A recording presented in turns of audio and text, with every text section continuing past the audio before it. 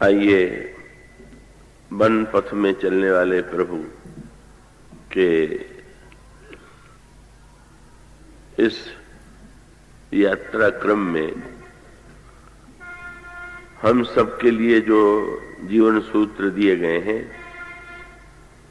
उनका तत्व हृदयंगम करने की चेष्टा करें।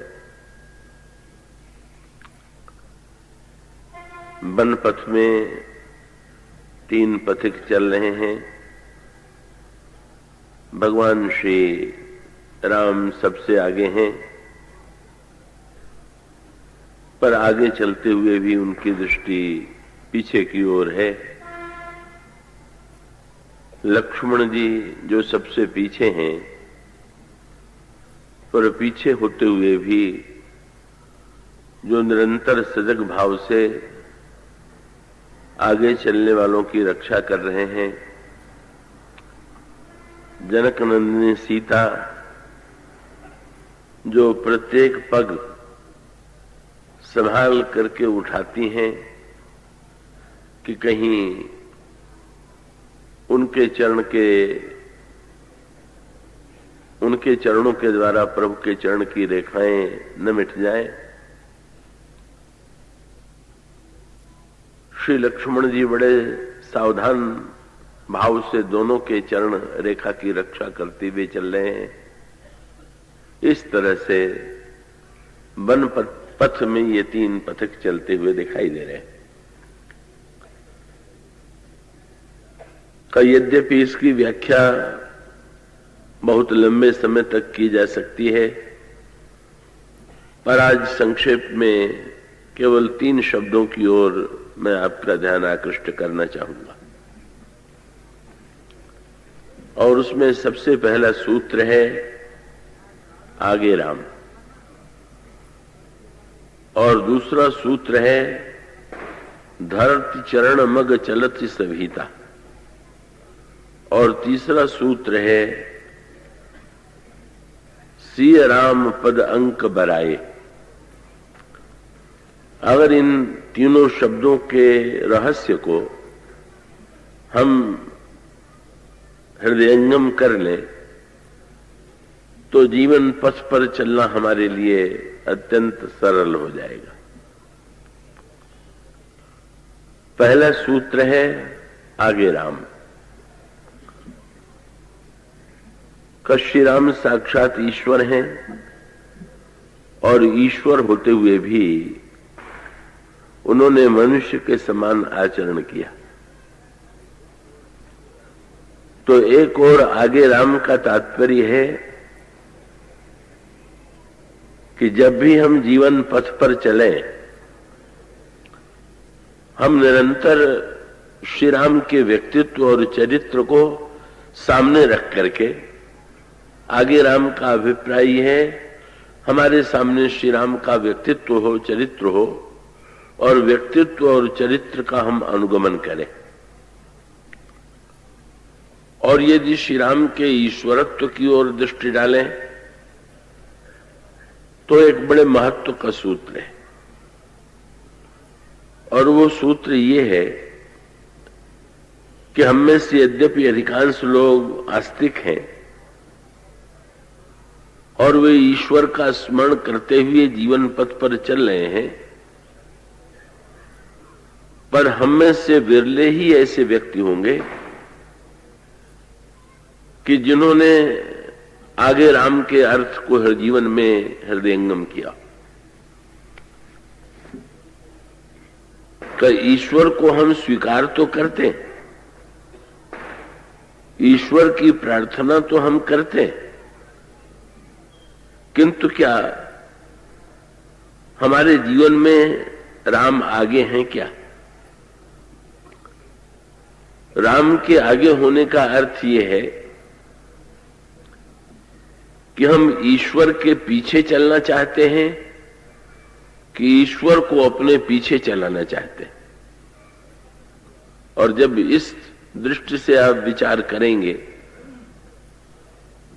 तो हम में से अधिकांश व्यक्ति ईश्वर के पीछे चलना नहीं चाहते हैं, ईश्वर को ही अपनी इच्छाओं के और अपनी आकांक्षाओं के पीछे चलाना चाहते हैं। कौ रामायण में सांकेतिक सूत्र आता है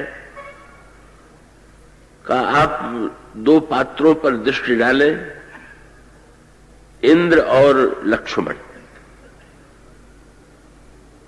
रामायण के आरण्य कांड में जब महर्षि अत्रि ने भगवान राम की स्तुति किया तो भगवान राम को उन्होंने एक नाम दिया। उन्होंने कहा सचीपति प्रियानुजम।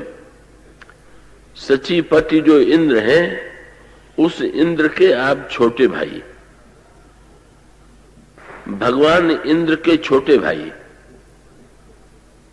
और लक्ष्मण जी के बड़े भाई हैं। बहिरंग दृष्टि से इसके रहस्य को हम ठीक ठीक नहीं समझ सकते,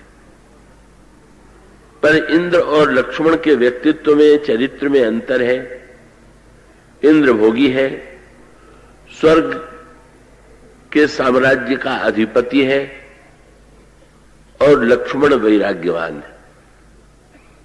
और इसका सांकेतिक तात्पर्य यह है कि भोगी भगवान को स्वीकार तो करता है, पर छोटे भाई के रूप में ही भगवान को स्वीकार करता है, बड़े भाई के रूप में नहीं। और वैराग्यवान ईश्वर को बड़े भाई के रूप में स्वीकार करता है।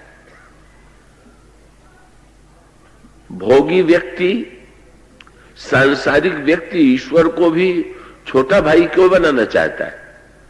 क्योंकि उसे पता है कि भाई भाइयों में ये मान्यता है, शास्त्र की आज्ञा भी है कि छोटे भाई का कर्तव्य है कि वो बड़े भाई की आज्ञा का पालन करे। तो हम लोग सोचते हैं कि भगवान यदि छोटे भाई रहे तो जो जो हम कहते जाएंगे वो करते जाएंगे, इसलिए नाता बहुत बढ़िया यही होगा कि ईश्वर भी हमारा छोटा भाई बना रहे। और जो वैराग्यवान है, जो होना चाहिए, देखिए जब हम भगवान को अपनी इच्छाओं के पीछे चलाना चाहेंगे तो उसका परिणाम क्या होगा? इसका एक दूसरा पक्ष भी प्रभु ने अपने चरित्र के द्वारा हमारे सामने प्रकट करके दिखाया। और वो सूत्र क्या है? श्री राम आगे तो चलते ही हैं, पर एक प्रसंग ऐसा आता है कि जहां पर श्री राम आगे नहीं चल रहे हैं, अपितु श्री राम पीछे चल रहे। और वो प्रसंग बड़े संकेत का, बड़े महत्व का है। कहिए जो चित्रकूट का वन है, इसमें तो श्री राम आगे चले, आगे राम लखन पुनि पाछे। पर इससे भिन्न एक वन यह है जो दंडकारण्य। और दंडकारण्य और चित्रकूट, ये दोनों वन जो है, ये अलग अलग अंतःकरण की स्थितियों के प्रतीक है। मैं आशा करता हूं आज पूरी एकाग्रता से आप सुनेंगे। गोस्वामी जी कहते हैं, संशय विपिन अनल सुररंजन। संशय जो है वो वन है। और दूसरी ओर चित्रकूट के प्रसंग में वे कहते हैं, राम कथा मंदाकिनी चित्रकूट चित्त चारु, तुलसी सुभग स्नेह वन सिय रघुवीर बिहार।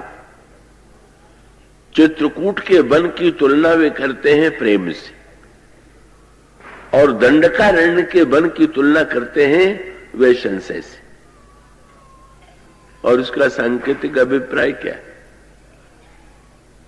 कि संशय और प्रेम, अगर चित्रकूट की स्थिति पर आप दृष्टि डालें तो प्रेम के जो लक्षण हैं उस वन में आपको उनका दर्शन होगा।